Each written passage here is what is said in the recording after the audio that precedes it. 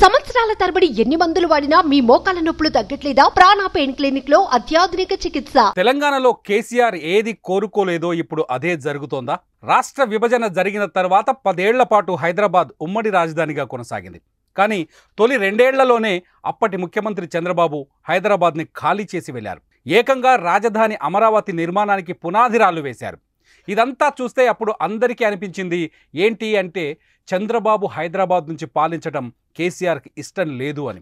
దీనికి phone tapping కేసునే పెద్ద ఉదాహరణగా చెప్పొచ్చు.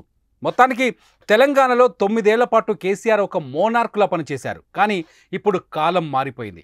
కేసీఆర్కి అధికారము పోయింది. రేవంత్ రెడ్డి కాంగ్రెస్ పార్టీ నుంచి ముఖ్యమంత్రి అయ్యారు. చంద్రబాబు నాయుడు హైదరాబాద్ను ఖాళీ చేసిన సమయంలో ఇదే రేవంత్ రెడ్డి తెలుగుదేశం పార్టీలో ఉన్నారు. ఆ సమయంలో ఇటు రేవంత్ రెడ్డిని అటు చంద్రబాబు నాయుడిని ఇరికించే ప్రయత్నం చేశారు కేసీఆర్. కట్ చేస్తే కేసీఆర్ ఎవరిని ఇరికించాలి అనుకున్నారో వాళ్ళే ఇప్పుడు ముఖ్యమంత్రులుగా మళ్ళీ హైదరాబాదులో కలుసుకుంటున్నారు. కొందరైతే ఈ ఇద్దరిని గురు శిష్యులు అంటున్నారు. చంద్రబాబు గురువైతే రేవంత్ శిష్యుడు. ఈ భేటీ మామూలు భేటీ కాదు అంటున్నారు. 2 రాష్ట్రాల మధ్య ఉన్న స్నేహ సంబంధాలకు ఈ భేటీ నిదర్శనం. 2 రాష్ట్రాలను పాలించే ఇద్దరు ముఖ్యమంత్రుల గురుశిష్య బంధానికి ఈ భేటీ నిదర్శనం.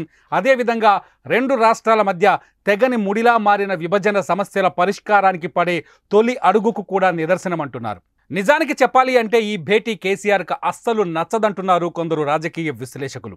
చంద్రబాబుతో భేటీ తర్వాత చంద్రబాబు కోణంలో రేవంత్ రెడ్డిని బీఆర్ఎస్ కార్నర్ చేయాలని కూడా ఆలోచిస్తున్నట్టు తెలుస్తోంది. చంద్రబాబు నాయుడు రేవంత్ రెడ్డికి లేఖ రాసిన రోజే బీఆర్ఎస్ తన ఒపీనియన్ను బయటపెట్టింది. రాష్ట్రం విడిపోయిన మరుక్షణం రాష్ట్ర విభజన సమయంలో జరిగిన సంఘటనలను గుర్తు చేసింది. తెలంగాణకు చెందిన 7 మండలాలను ఆంధ్రప్రదేశ్ అన్యాయంగా లాక్కెళ్లిందని ఆరోపించింది. అంతేకాదు తెలంగాణకు చెందిన లోయర్ సీలేరు పవర్ ప్రాజెక్టును కూడా ఏపీ తీసుకెళ్లిందని చెప్పుకొచ్చింది. ఇప్పుడు ప్రజాభవన్లో జరిగే భేటీలో ఈ అంశాలను కూడా చంద్రబాబుతో చర్చించాలంటూ మాజీ మంత్రి హరీష్ రావు రేవంత్ రెడ్డికి సవాల్ విసిరారు. ఇదంతా చూస్తుంటే చంద్రబాబు రేవంత్ రెడ్డి భేటీ బీఆర్ఎస్ అండ్ బ్యాచ్కి ఏమాత్రం ఇష్టం లేదన్నది రాజకీయ విశ్లేషణ.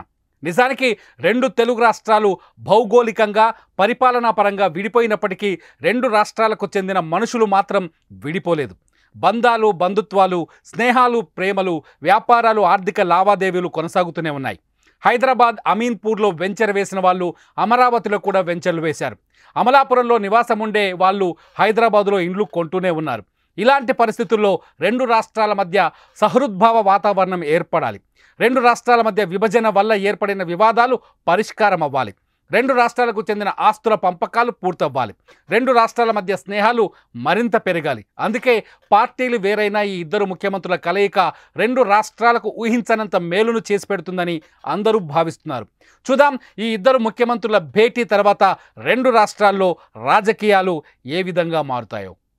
సుమన్ టీవీలో మీ పర్సనల్ అండ్ బిజినెస్ ప్రమోషన్స్ కోసం కింది నెంబర్కి కాంటాక్ట్ చేయండి.